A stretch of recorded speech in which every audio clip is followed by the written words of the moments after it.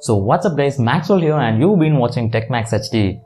A few days back I unboxed this phone on our channel, the Xiaomi Redmi 6. So now as I have used it for a long time, I have decided to do the full review of this phone. So before moving on to the review, consider subscribing and hitting that bell icon for more videos and interesting tech contents.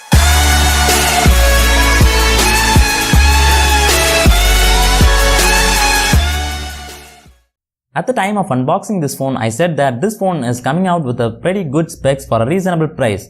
But now I have used it for about 50 days and let me explain what I think of it right now. Let's start with the looks and the build quality. As soon as you look at the phone, you might have noticed that this phone is smaller. This phone is smaller than usual. If you are the person who is looking for a phone with a larger display, this phone is not for you. But this phone is one of the most compact phone out there. Due to the smaller size of this phone is one of the best phone for one-hand usage. You can easily reach the top corners of the phone with one hand.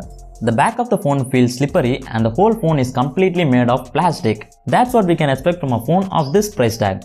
But things have changed a little bit right now. There are even phones in this price tag with a metal build quality. So you may have known the phone I point out, the Asus Zenfone Max Pro M1. Yes, it is now priced around 9,000 rupees and it is having a metal build quality. But not to blame anything about Xiaomi here, cause this price tag is normally for a plastic build quality phones. For its compactness and pretty good build quality, I would give a point of about 8 out of 10 for its look and build quality. Speaking of display, I faced an issue which I even mentioned during the unboxing time of this phone. The display in this phone is pretty dull. This is one hell of an issue, cause during the time under sunlight, the visibility of this phone is very less, sometimes not even visible at all. Even if the brightness of this phone is at its highest level, I could barely see anything in the display when I use it under the sunlight. Another thing in the display is that they are giving a 720p display, but the phones like Asus Zenfone Max Pro M1 are coming with a 1080p display. So overall for display and sound quality, I would give a point of about 7 out of 10. Now let's speak about one of the main aspects of this phone, the performance and gaming. This phone packs in an octa-core MediaTek Helio P22 processor, which is built on top of 12nm technology. If you take a look at the Snapdragon phones in this price range, you would see some phones with 14nm technology and higher. So that is one of the advantages for this phone. So the normal performances, the single core performance and the app opening speeds were great when compared to the predecessors like Redmi 4 and Redmi 5. But the real challenge for these phones is playing games like PUBG and other high-end games. So how does this fare with games? Well, I tried to play PUBG and it performed really well, but not as good as Redmi 5 cause it packs in a Snapdragon 450 processor with an Adreno GPU in it. But this phone is having an entry-level Mali GPU. Even though the core performance in this phone is better than the Redmi 5 and the other phones which comes with the Snapdragon 450 processor, it struggled in gaming while compared to them. But it does not mean that it can't play any games. It can play games in a pretty decent manner as it is paired with a 3GB RAM that makes the gaming a little more smoother. But another thing, if you are the person who is looking for a phone with good gaming performance, I know that you won't be looking for that phone in this price range. So for performance and gaming, the point I am going to give for this phone is 8 out of 10. Now let's have a look at the battery and charging. They have done a little bit of compromises in this battery section. They have reduced the battery size to 3000 mAh battery. And there is no quick charge as usual in this price range. They have just given a 5V 1A normal charger inside the box. And when I used that charger, I was able to reach from 10 to 100% of charge in about 2 hours 52 minutes. That is around 3 hours. And the battery backup in this phone is pretty good, thanks to the 12nm architecture technology used in this processor. So this 12nm architecture technology not only saves the battery, it also prevents the phone from overheating. As we all know that the software used in this phone is MIUI, the MIUI also saves a little more battery by some aggressive RAM management. So for battery and charging, the point I can give for this phone is 8 out of 10. Speaking of software, this phone comes with Android 8.0 Oreo on the box with MIUI 9, and as soon as I connect to the network, I got the update for the MIUI 10 and now the phone is on MIUI 10. Even though this MIUI had tons of features, all these features comes with a price. And that price is the performance.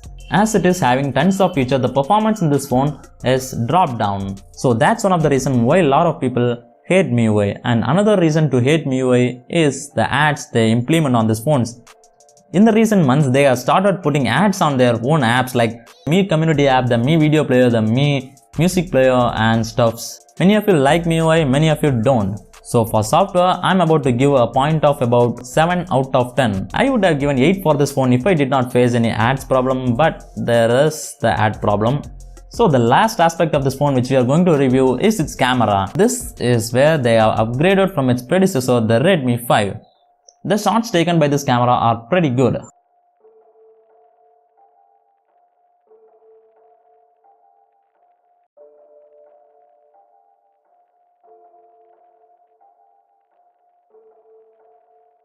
Under good lightings, we got good photos, and under low light conditions, the photos were not so good. That's what we can expect from a budget phone. Speaking of video quality in this phone, we can shoot 1080p videos in this phone, and they have claimed that this phone is having electronic image stabilization, but I don't see something like that happening, cause look at this video.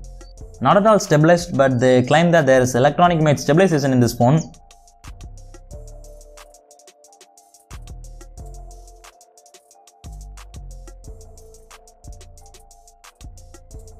The front camera in this phone is also pretty good, and I don't like the portrait mode in this phone. If you're the person who just wants something to be blurred on the background, this won't be a problem for you. So for camera performance in this phone, I would give a point of about 9 out of 10. So the reason why I give 9 for this phone is that they have done a great job from Redmi 5 to the Redmi 6. So now let's check out the overall rating of this phone. So when we take the average of all the points we got, the overall score of this phone is about 7.8 out of 10, which is pretty good. There are even better phones in the market, but if you are the person who loves compact phones for using it in one hand, then this phone is the perfect phone for you. If you are the person who loves larger display with notches and if you want it in this price range, so wait for me to do the review of the Realme C1. So make sure you hit the bell icon below so that you don't miss out that video. So overall, this phone is a pretty good phone except for the display, and the rest is up to you. What do you think about this phone? Let me know in the comments. I hope you like this video. If you like this video, hit the like button and consider subscribing and hitting that bell icon for more videos and interesting tech contents. Thank you for watching. Until next time, I'm Maxwell. Goodbye.